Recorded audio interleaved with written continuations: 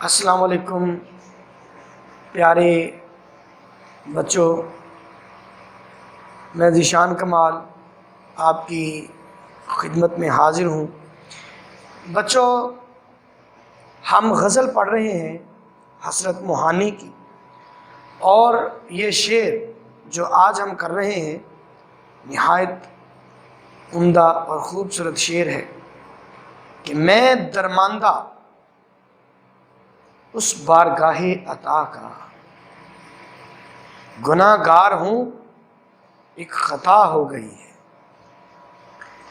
درماندہ کہتے ہیں ٹھکرایا ہوا، بارگاہ عطا کرنے والی بارگاہ۔ شاعر نے کیا کہا کہ میں اس بارگاہ عطا کا ٹھکرایا ہوا ہوں، گناہ گار ہوں، مجھ سے بہت سے گناہ ہوئے، خطائیں ہوئیں، غلطیاں ہوئیں، لیکن میں اپنے گناہوں کا اعتراف کرتے ہوئے اللہ تبارک و تعالیٰ سے معافی کا طلبگار ہوں۔ اس شعر میں صنعت تلمیح کا استعمال ہوا ہے۔ صنعت تلمیح کسی شعر میں جب کوئی تاریخی واقعہ بیان کیا جائے تو اسے کہتے ہیں صنعت تلمیح۔ اس شعر میں کون سا تاریخی واقعہ ہے؟ جب حضرت آدم علیہ السلام نے اس درخت کا پھل کھایا جس کے قریب اللہ تبارک و تعالیٰ نے جانے سے منع فرمایا تھا، تو اللہ تبارک و تعالیٰ نے حضرت آدم علیہ السلام کی طرف سے اپنی نظر التفات پھیر لی۔ اگر اس بات کو سمجھا جائے تو اللہ تبارک و تعالیٰ حضرت آدم علیہ السلام کو معافی مانگنے اور پشیمان ہونے کا سلیقہ سکھانا چاہتا تھا، کیونکہ اللہ تبارک و تعالیٰ نے جب حضرت آدم علیہ السلام کی خلافت کا ذکر کیا تو شیطان، جس کا نام عزازیل تھا، بعد میں وہ شیطان بنا، ابلیس بنا، اس نے مخالفت کی، اور اس بات پر مخالفت کی کہ میں اتنا عبادت گزار ہوں، پھر ایک خاک سے بنے ہوئے انسان کو اتنی عزت اور وقت کیوں دی جا رہی ہے کہ اسے زمین پر خلیفہ بنایا جا رہا ہے۔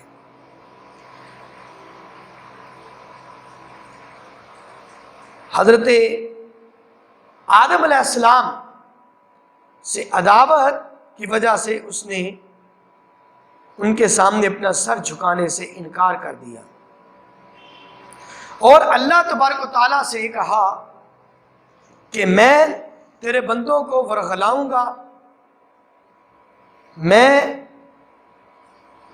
انہیں جہنم کا رستہ دکھاؤں گا۔ تو اللہ تبارک و تعالیٰ نے یہ جانتے ہوئے، اللہ تبارک و تعالیٰ تو جانتا ہے، ہر چیز کو جانتا ہے، وہ تو دلوں کے راز بھی جانتا ہے، ان اللہ علی کل شیء قدیر، وہ ہر چیز پہ قادر ہے، اور اللہ ہر چیز کا علم رکھتا ہے۔ تو اللہ جانتا ہے، اللہ نے یہ جانتے ہوئے کہ انسان زمین پر گناہ کرے گا، غلطیاں کرے گا، خطائیں کرے گا، اسے ایک ایسا طریقہ سکھایا جس کی وجہ سے گناہ کرنے کے باوجود وہ اللہ تبارک و تعالیٰ کے قریب آ سکتا ہے، اور وہ ہے اپنے گناہوں سمیت خود کو اللہ کی بارگاہ میں پیش کرنا۔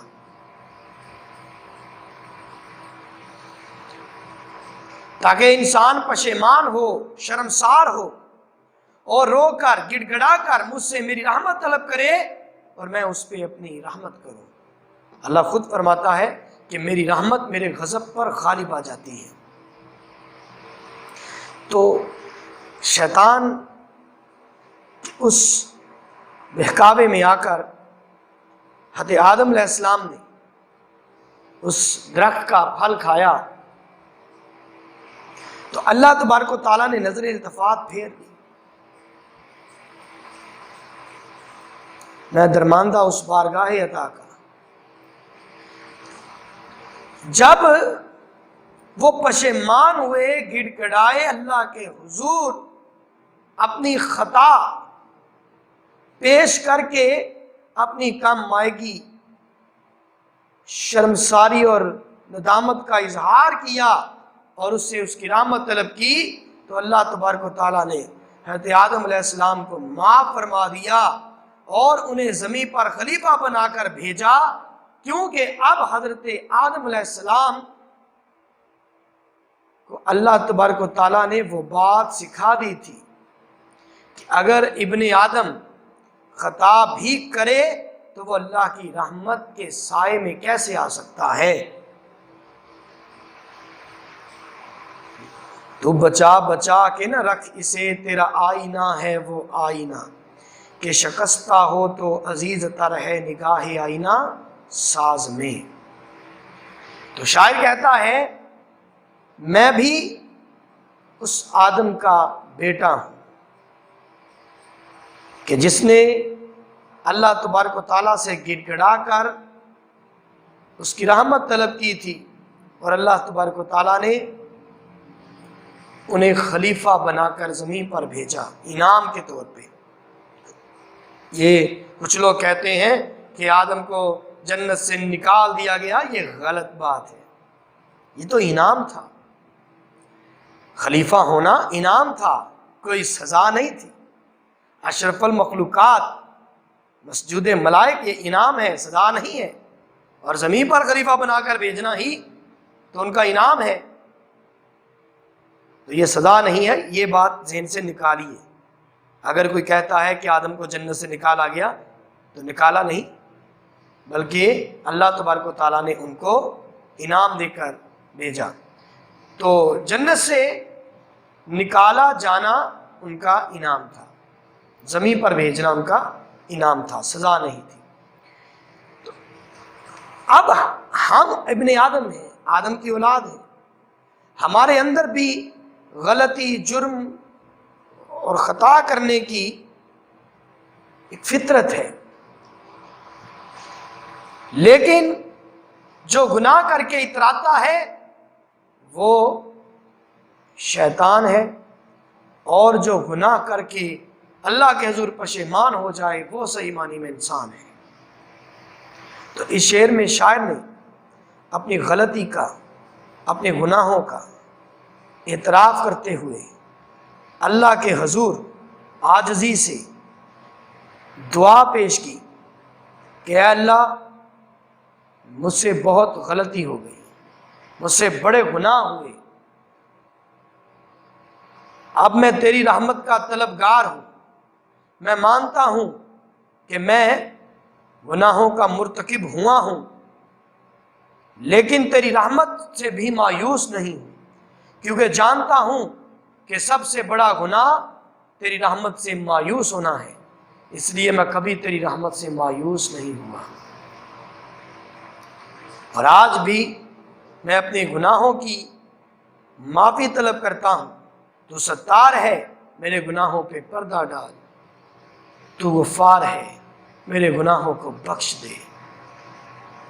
میری خطا کو نہ دیکھ، اپنی عطا کو دیکھ، کیونکہ تیری رحمت بناتی ہے سہارا ہر سہارے کو، کہ ہے تیرا کرم ہر آسرے کا آسرا یا رب.